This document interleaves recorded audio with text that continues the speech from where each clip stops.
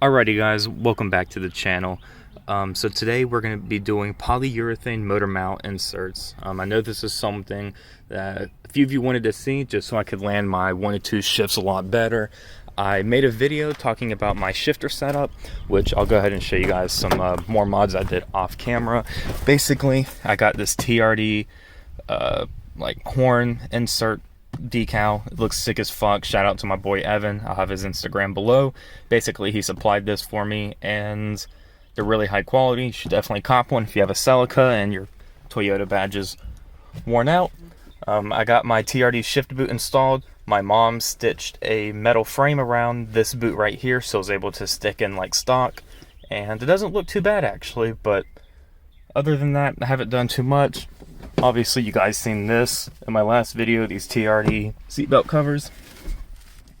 Nothing too crazy, but actually earlier today, not earlier today, but I want to say 2 days ago, I went to do a preemptive lift bolt replacement and actually began to record the process, but it ended up being the worst lift bolt replacement of my entire life. So basically, my car was still hitting lift. I pulled the valve cover, went to swap out the bolts, and essentially the bolt was snapped whenever I removed it, but it snapped in a place where the rocker shaft was still able to be held in place.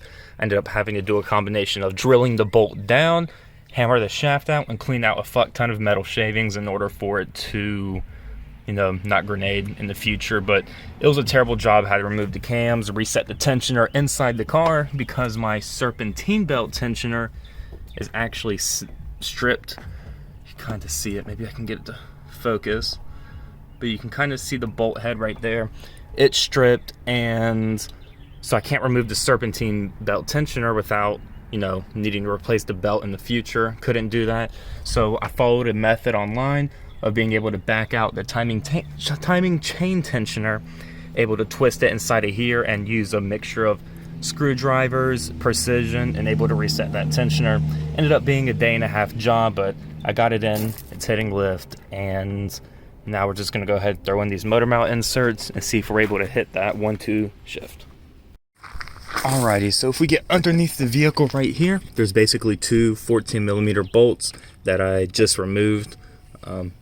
Upon further inspection, these it's a little bent up over here from the accident. This is just a radiator support if I'm not mistaken, so not that too big of a deal. But next thing is to get this nut off. Basically a wrench is going to have to be held on this side while I break it loose with this you know, the compensator. But once that's off, you just basically pull the motor mount from up top and sandwich the bushings in between, or the inserts, which I'll also show that. Alrighty, so I went ahead and I was able to get this motor mount out.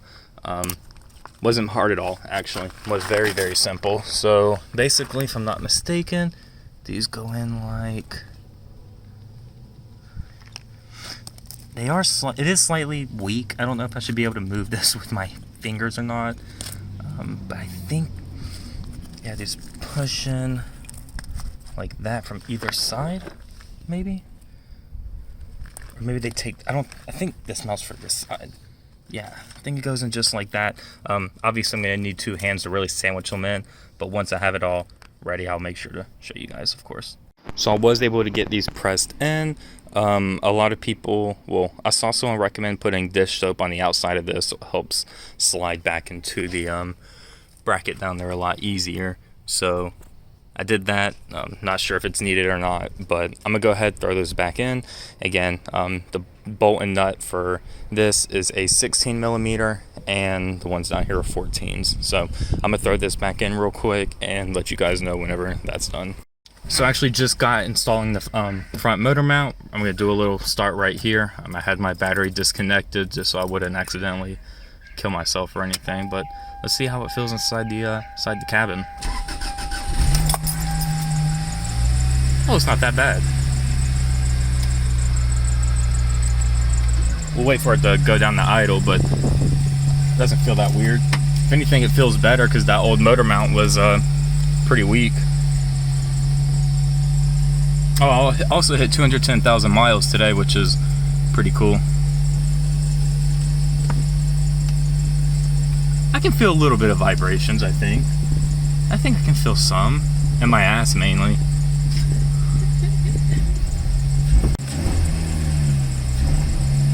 I'm just blipping the throttle with my toes right now. I don't have any fucking shoes on. I'm disgusting.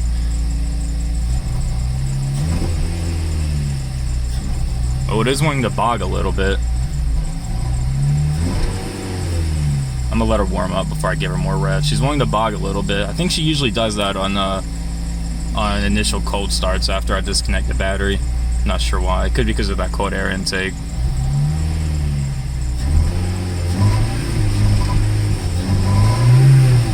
Yeah, she's a little boggy, but we'll let her warm up, and I'll have a pool recorded for you guys to see if I can land that 1-2 shift at 6,000 RPM. That's the important thing.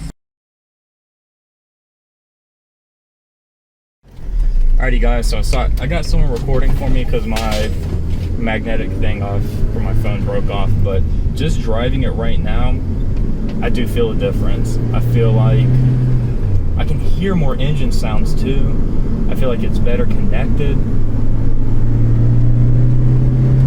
Yeah, I like it.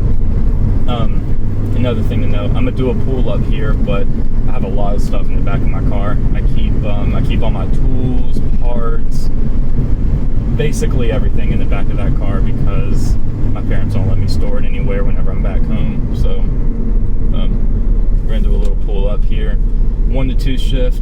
Hopefully I can land it. Hopefully I don't blow something up. As you guys know, I did that stupid ass lift bolt replacement, which really blew, but the car feels great. Honestly, I'm thinking about doing that rear one. I'm gonna let him get some distance before I go. Let those cars go. Speed limit here is 55, and I'm only going at 65, so that should be fine. Should it? Let's see.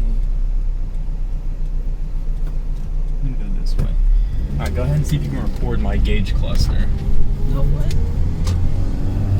So here we go.